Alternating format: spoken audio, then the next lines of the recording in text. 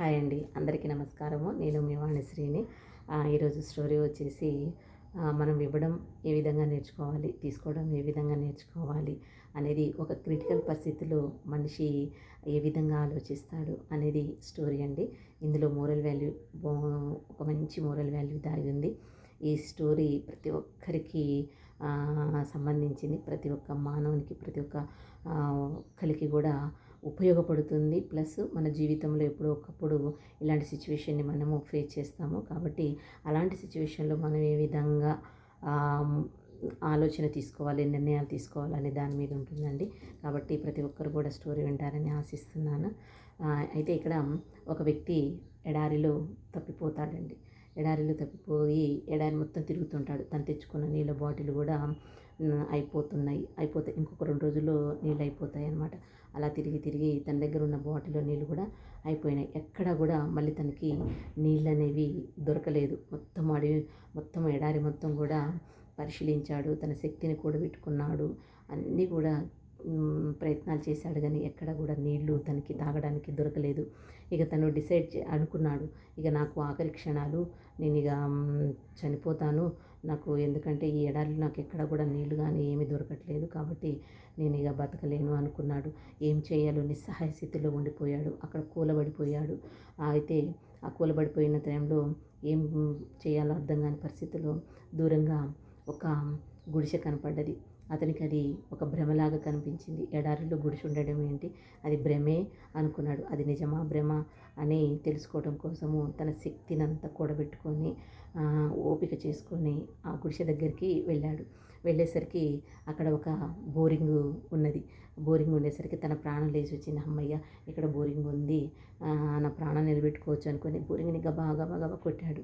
అయినా నీళ్లు రావటం లేదు. తన శక్తిని అంతా కూడా కూడబెట్టుకొని మళ్ళీ ప్రయత్నించాడు. అయినా కూడా వాటర్ రావటం లేదు.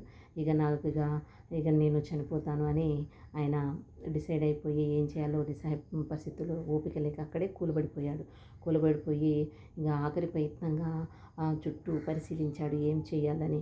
అయితే అక్కడ ఒక మూలన ఒక వాటర్ బాటిల్ కనబడుతుంది.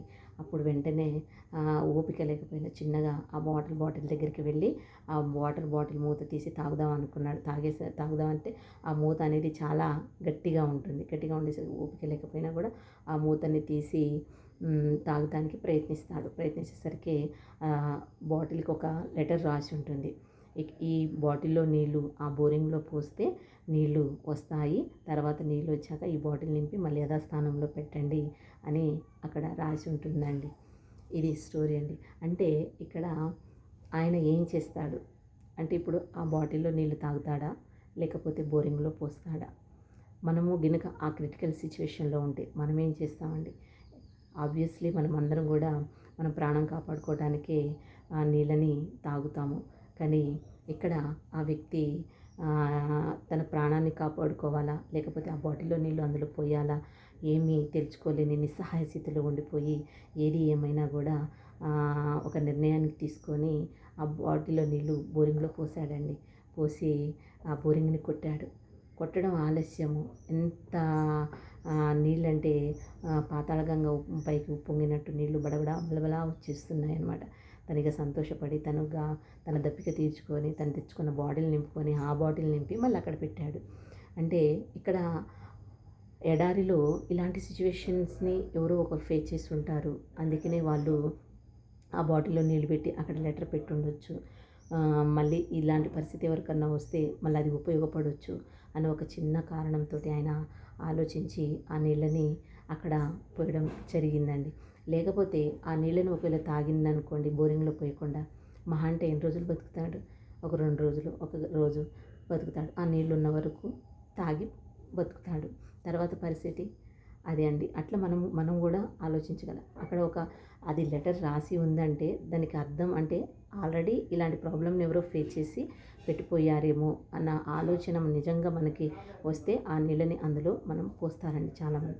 అంటే ఇక్కడ మనము ఎలాంటి పరిస్థితుల్లో ఉన్నా కూడా మనము ఇవ్వడం అనేది ఇక్కడ నేర్చుకోవాలండి. మనం ఇవ్వడం ఎప్పుడైతే నేర్చుకుంటామో అప్పుడే మనకి తీసుకోవడానికి అర్హత అనేది ఉంటుంది.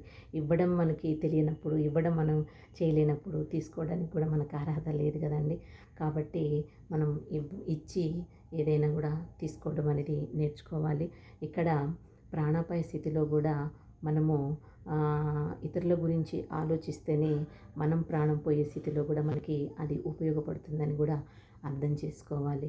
ఎప్పుడైతే మనకు కావాల్సింది ఇవ్వమని అవతల వాళ్ళని ఎంతగా ప్రేమగా అడుగుతామో, అలాగే ఇచ్చేటప్పుడు కూడా మనం అంతే ప్రేమగా అడుగుతామండి. కాబట్టి ఈ ఇచ్చి పుచ్చుకోవడం అనేది మంచి సాంప్రదాయం అండి. కానీ చాలామంది ఎవరి స్వార్థంతో వాళ్ళు ఈ రోజుల్లో ఉంటున్నారు తప్ప, నిజంగా మనము ఇవ్వడం కనుక నేర్చుకుంటే అది మనకి ఏదో ఒకరోజు ఈ విధంగా ఉపయోగపడుతుందని నేనైతే గట్టిగా నమ్ముతానండి. ఎప్పుడైనా సరే మనం ఇవ్వడం నేర్చుకుంటే అదే మనని కాపాడుద్దనే నమ్మకము మనలో ఉన్నప్పుడు ఇలాంటి పరిస్థితి వచ్చినా కూడా అలాంటి పరిస్థితుల్లో కూడా మనము రక్షించబడ్డాం చూడండి, అదండి నమ్మకం. అందుకనే ఇచ్చే దాంట్లో నమ్మకం అనేది దాగి ఉంటుంది. ఆ నమ్మకం మనలో ఉన్నప్పుడు మనం ఎలాంటి పరిస్థితుల్లోనైనా కూడా మనం బయటపడొచ్చని ఈ చక్కటి ఒక కథ వల్ల మనము తెలుసుకోవచ్చండి. కాబట్టి ప్రతి ఒక్కరు కూడా ఇవ్వడంలో ఆనందాన్ని పొంది తర్వాత మనకు ఇబ్బంది కలిగినప్పుడు మనకు ఏదో ఒక రూపంలో మనకు ఆ భగవంతుడు అందేలా చేరుస్తాడండి.